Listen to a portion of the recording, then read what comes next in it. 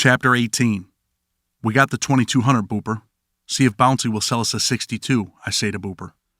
Man, he wants 2400. Just tell him we got the 2200. We've been doing business with him, kid. Man, I ain't doing it. That's the shit I'm talking about, Booper. Your fat ass don't want to do nothing. I'll do it, I say, walking out the door. My breath dances in the cold air as my feet crunch on the hard snow beneath me. The streets are deserted in the frosty night. Street lights have long been shot out. The city has failed to fix them. This is the land of the undesirables, crackheads, prostitutes, heroin junkies, alcoholics, hustlers, pimps, and nobodies. Who the fuck wants to fix these people's lights? No one. They call this neighborhood Ghost Town after all. If they fix the lights, they might have to change the name. Hey baby, you trying to do something? A prostitute appears from nowhere and calls out to me. Nah, I'm good. Chad, is that you? The voice asks. I look to the side of the house where the voice came from. The voice belongs to Booper's mother. Yeah, it's me. And you need to get your ass off these streets, Doreen, I say to her. Shit, I'm trying to make some money, Doreen responds. I keep walking toward Bouncy's house, my hand in my pocket, making sure my money is safe. If I were to lose that, my drug dealing days would be through. Getting a gun is my first priority. The steps creak under my weight as I make my way to the door. My knuckles rap on the hard wood. I stand there. No answer. I rap on the door again, louder this time. This time a voice hollers out. Who the fuck is it? It's C, I respond. Who? C, man, Booper's homeboy. The door opens a crack. Bouncy looks into my face. Where is Booper? His fat ass ain't want to get off the couch, so I came. Come in, he says, opening the door for me. It's dark, but I see a shotgun by the door and a pistol in Bouncy's hand. I follow him to the kitchen. The door to the oven is open. Flames dance on the stove. The smell of grease flirts with my senses as the warmth hits my hands. What you need? Man, I'm trying to get a deuce, I say excited. Oh, you little young white motherfuckers done came up. Shopping for deuces now? A little something, I respond. Man, I'm charging 24, but that shit is good. Fiends love it. I got 22. Can't do it for that. That's all we got. That ain't all you got. Even young white motherfuckers trying to get over on the black man. I laugh at this. Come on, man. This time let me win. Next time I'll pay the 24, I say, trying to compromise. You see, C, you're a hustler. That fat motherfucker you call your partner, he's a fat, lazy piece of shit. I respect your hustle, so I'm going to do it. Next time, it's 24. When I come for the big 8, though, I need it for 4, I respond. Big 8? You're moving fast. Take the deuce and do what you do. I count the money out. Bouncy hands me the deuce. Walking through the snow, I think to myself that this partnership thing with Booper might not work out much longer. Like an omen to confirm my thoughts, I see his mother again in the driveway. She's on her knees, someone's hands in her hair. The guy's back rests on an old rusty Buick. She found someone that was trying to do something. Now she can get high. I secure my 62 in my hand. I squeeze tight. 2 ounces, 6 grams of cocaine. At the age of 15, I have already become a product of my environment. Here I come, Big Sandy. Here I fucking come. Chapter 19. After the lockdown, the violence never ceases to exist. The thirst to unleash anger on others pulsates through the prison. Staff have allowed a former police chief from Louisiana to walk the compound. That's the talk on the line, at least. It is alleged that he found himself on the other side of the law for violating the civil rights of the people he arrested. Part of the intake process is an interview with the prison's captain. The captain decides if a prisoner is safe to walk the compound. Safe? No one is safe to walk the line on this compound. Not me, not other prisoners, not staff.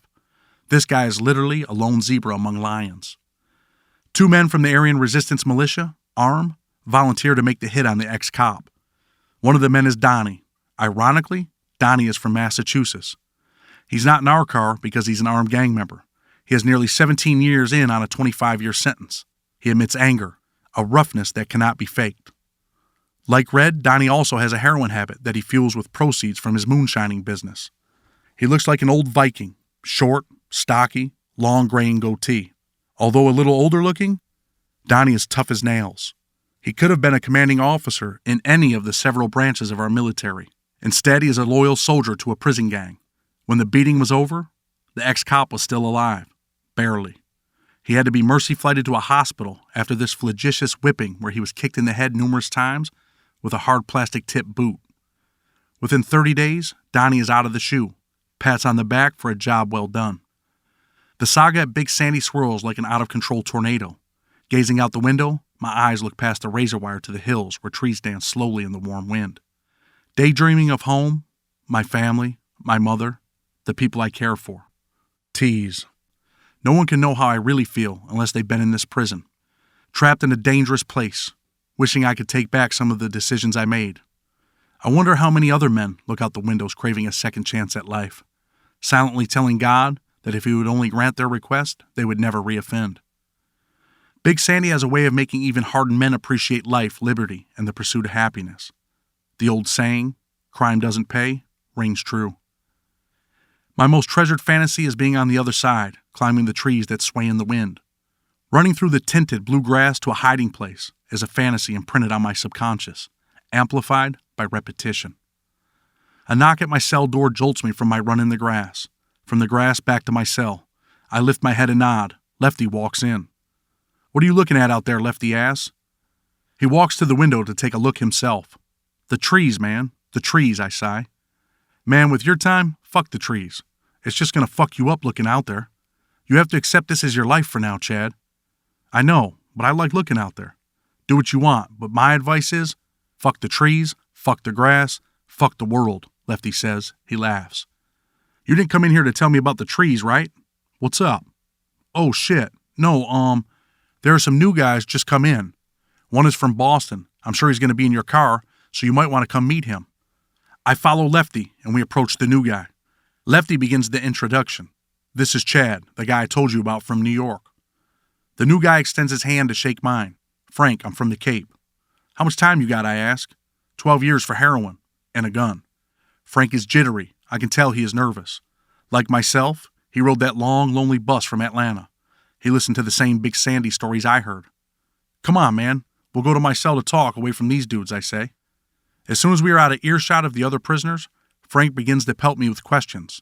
The fear in his eyes is immediate. The anguish in his voice is noticeable.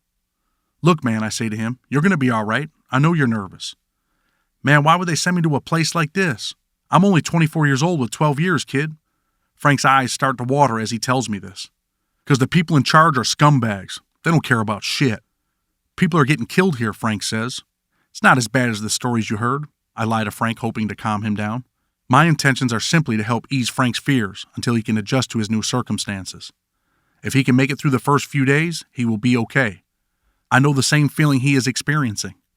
"Dude, I don't want to die in here. These people running this place don't give a fuck about no one, kid."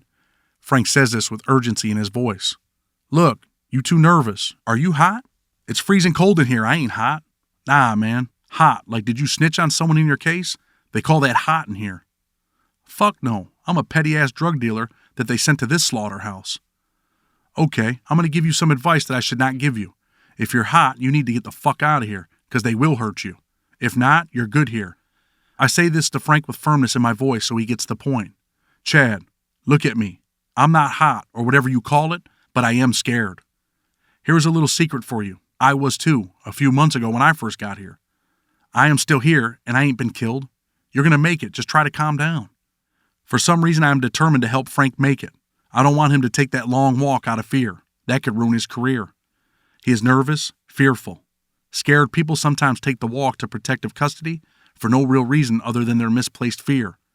People don't understand that making that choice only makes their stay in prison harder. The call for chow echoes throughout the unit. When I reach Frank's cell, he's laying in his bunk staring at the ceiling. He tells me that he does not want to go to chow. He has to be hungry after the trip. My urging him to join me does little. He protests, telling me that he's tired and not hungry. His fear of being here, of meeting more felons, prevents him from eating. Steve sees me as I enter the chow hall and waves me toward him. "Hey, you got a new guy from Boston over there?" he asks. I can tell he is wondering why the new guy is not with me. "Yeah, his name is Frank. He's from the Cape."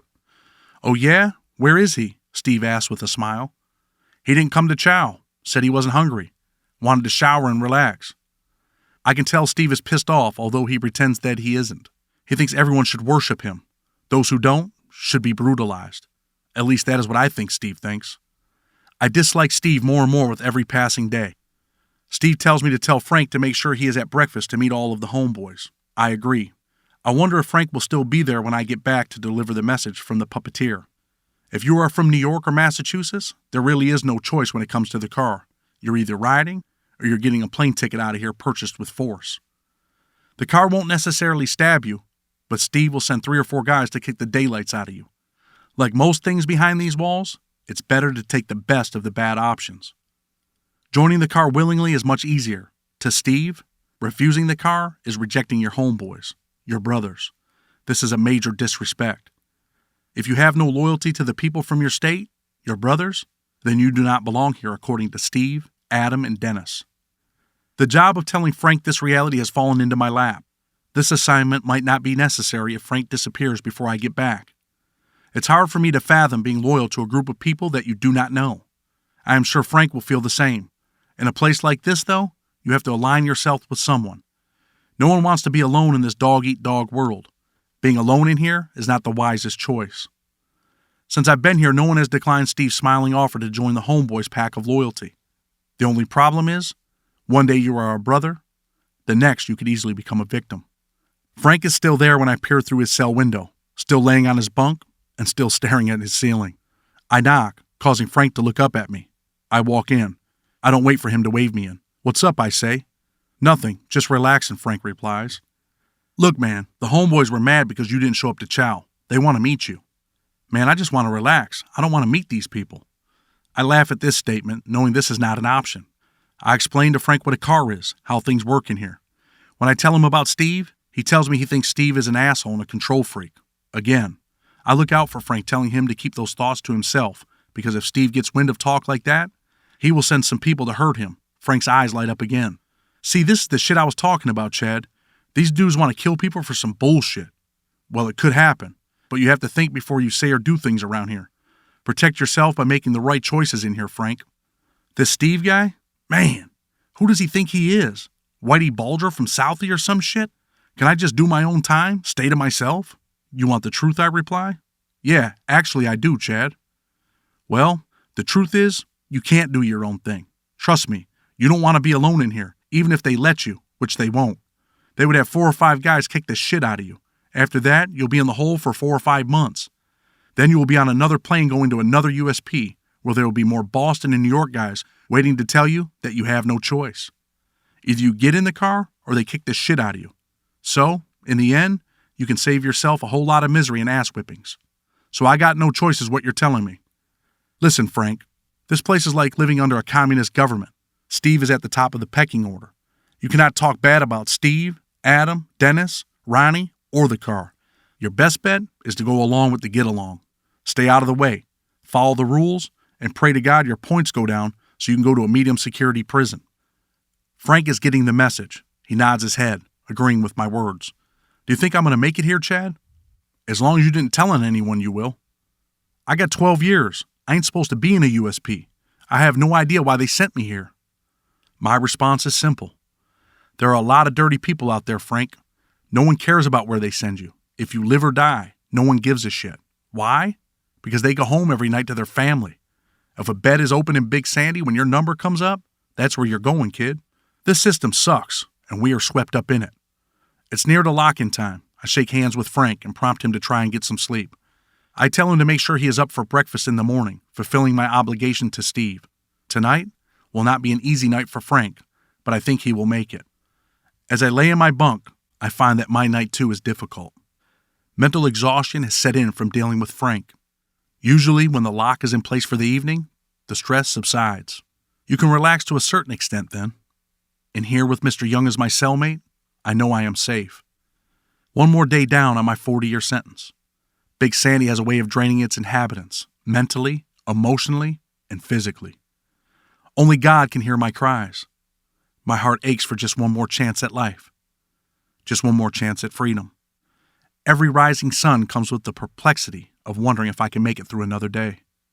With so little hope of ever being out there again, ever finding true happiness, I fiddle briefly with thoughts of suicide. This is my never-ending nightmare. There is no escape.